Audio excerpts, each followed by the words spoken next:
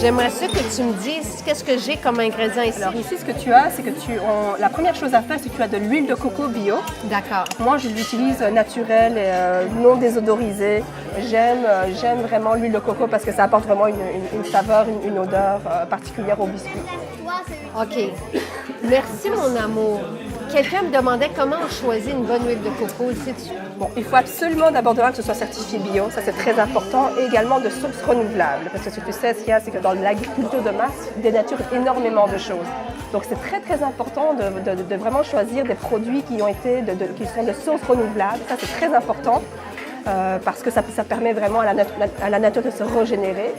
Puis également du bio. Le bio, au moins, ça assure que toutes les meilleures normes en termes d'agriculture soient appliquées. OK. Bio, non dénaturé, non désodorisé.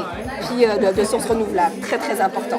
Quand on veut faire des chocolats, des trucs comme ça, là, je me suis rendu compte que la texture était super importante. Ah, d'accord, mon amour. La texture est super importante parce que, dépendamment de l'huile de coco, ça va figer ou pas. Toi, est-ce que tu sais comment remarquer ça? En fait, tu sais, ce qu'il y a, c'est que l'huile de coco, c'est assez ça change très très vite de température. C'est vraiment une huile qui est très difficile à contrôler. Donc, on met l'huile de coco. Après, je rajoute du sirop d'érable. Donc, à peu près aussi? On y va vraiment un quart de tasse. On mettra les proportions sur ton site sans aucun problème. Ensuite, ce que je fais, c'est que je rajoute de l'extrait de vanille. Moi, j'utilise de l'extrait de vanille sur une base non alcoolisée, en fait. Je l'aime mieux comme ça parce que c'est comme c'est pour les enfants. C'est juste par conviction personnelle. Et ce qu'on rajoute ici, en fait, c'est du lait de coco. Je l'aime à nouveau bio et équitable, avec le moins d'ingrédients dedans. Donc pas de gomme de gare, pas d'additifs, vraiment juste du lait de coco et de l'eau. C'est tout. Parfait. Donc, et plus le taux de gras dans le lait de coco est élevé, plus ton lait de coco est de qualité. C'est comme ça que tu le reconnais. Ah, génial. C'est comme ça que tu le reconnais. Merci. OK, Ouais. super. Tu sais que tu peux le faire toi-même, hein? Avec de la noix de coco? De la noix de coco râpée non sucrée. Oui.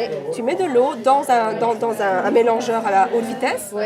Et après, tu le mets dans un sac à noix, puis ça fait ton lait de coco. Donc, ce qu'on va faire, c'est qu'on va mélanger ça au fouet ou au batteur sur sorte. Oh là là, les amours, vous êtes mes colorés avec du glaçage. Mais c'est ça.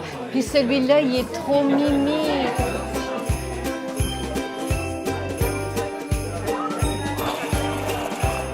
Donc là, on a juste émulsionné un petit peu.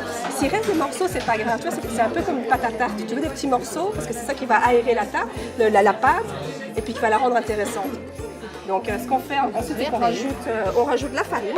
D'accord. J'aime beaucoup la farine de l'Angélique, la merveilleuse, mais comme au magasin, j'ai beaucoup de gens qui sont allergiques aux graines de lin. Donc, oui, beaucoup, parce que parfois, ça peut être irritant un peu pour l'intestin, pour certaines personnes. Donc, les gens m'ont demandé juste un mélange simple. Donc, j'ai comme créé un mélange pour eux. C'est de la farine de riz, brun bio, fécule de tapioca, fécule de pomme de terre, c'est tout. De la cannelle bio, certifiée sans gluten et sans allergène, du gingembre moulu. J'ai de la poudre à pâte, donc une pincée de sel, et puis ici c'est du sucre en poudre. Moi je le fais moi-même, je broie moi-même en fait au mélangeur.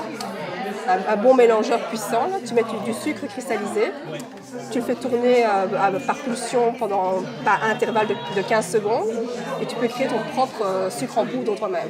Wow. Ça t'assure de ne pas avoir d'amidon de maïs ou d'avoir d'autres ajouts dedans.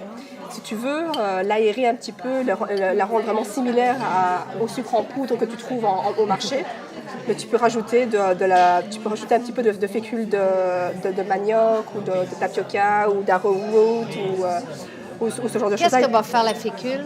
La fécule, en fait, va permettre au sucre de se tenir un petit peu plus. C'est comme un liant. C'est comme un liant, puis ça permet qu'il te déglace, il va juste le liquéfier.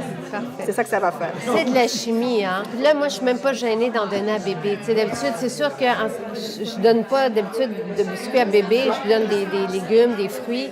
Mais tantôt, j'en ai donné. C'est Noël. Non, c'est Noël, puis tu sais, c'est du sirop d'érable. Tu sais, c'est pas non plus... il faut pas en donner en Mais ton sucre, c'est quoi? Le sucre, tu prends pour faire le sucre en poudre? Moi, celui que j'ai utilisé ici, c'est du sucre de canne bio. Okay. Mais tu peux faire ça avec du sucre d'érable. Ça marche extrêmement bien. Ça fait une poudre toute fine. Wow. C'est extraordinaire. Wow, OK. Oui. D'ailleurs, j'ai mon sac de sucre d'érable. Je peux te montrer. J'aimerais ça, bien sûr. Donc, c'est ça. C'est ça, tu vois, regarde. C'est sûr que le sucre d'érable, tu peux vraiment le broyer, le casser à une texture. Là, c'est la texture que moi j'utilise beaucoup dans mes préparations de gâteaux. Et si tu le mets encore plus au mélangeur, tu vas avoir vraiment une poudre qui va totalement remplacer le sucre en poudre. Donc ça, c'est ta pâte. Oui. Donc ce qu'on va faire, c'est qu'on va juste former des disques. On va l'emballer dans un sac hermétique. Oui. Et on le met au frigo minimum 1 heure. Parfait. Simplement. On peut vraiment ajuster la couleur. Un peu plus de cannelle, ça va faire une pâte un peu plus foncée. Donc ça, c'est ce qu'on a fait ici. Ça a reposé pendant 1 heure. Ce qu'on va faire, c'est qu'on peut la rouler. Et puis après, avec les emporte-pièces, couper les formes. On le cuit plus ou moins entre 7 et 9 minutes au four à 350 et on a des biscuits. C'est tout. Et là, ton sucre à glacer, c'est que du sucre que tu as fait toi-même avec du lait de coco. Qu'est-ce que tu as mis? As-tu mis de la crème de coco? Qu'est-ce que tu as mis? Non, mais c'est ce que moi j'essaie de rajouter des petits légumes, des petites choses aux enfants. Donc le rose, par exemple, j'ai utilisé le jus de betterave, le jus loup rouge OK, directement, tu as pris ça avec ton sucre, c'est tout? Oui, c'est tout. Génial. Ah, je suis contente. Je suis très, très heureuse. Tu sais, nous, on fait toutes nos couleurs en magasin naturellement. Donc, par exemple, pour avoir de la couleur orange, j'utilise du curcuma, juste un tout petit peu, c'est-à-dire comme vraiment colorer le tout. Et cette semaine-ci, on a fait un gâteau magnifique, vraiment magnifique bleu. Ça, c'est le plus gros défi. Puis tout le monde me dit, mais comment est-ce qu'on fait bleu naturel? Parce que nous, on est vraiment contre les colorants artificiels. Ouais. Contre. Et ce que j'ai fait simplement, c'est que j'ai cuit du chou rouge et ça m'a fait mon colorant. Ouais. Donc simplement. Donc tu vois, tu peux vraiment. C'est pour démontrer qu'on peut vraiment s'amuser avec les enfants, vraiment leur montrer les bonnes choses. Avec des couleurs, avec des textures, mais de manière naturelle. Là, ils peuvent jouer là-dedans aussi. Puis il y a pas de...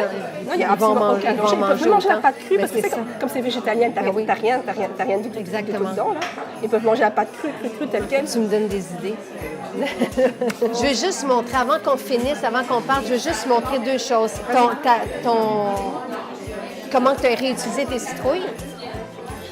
Donc, ici, toi, tu voyais au marché les gens qui jetaient les citrouilles après l'Halloween. Tu as dit, Nenni, gardez-moi les citrouilles. Et Tao met sa crème brûlée dedans. Fantastique. Et c'est si beau. Et on a si hâte d'y goûter. Et autre chose, c'est sa bûche de Noël, sans allergène, sans gluten. Et Charles a demandé à Tao, quand il l'a vu il y a 2 semaines, est-ce que je peux avoir des cupcakes chocolat, glaçage chocolat? Avec de l'avocat. Il y a de l'avocat dans le glaçage.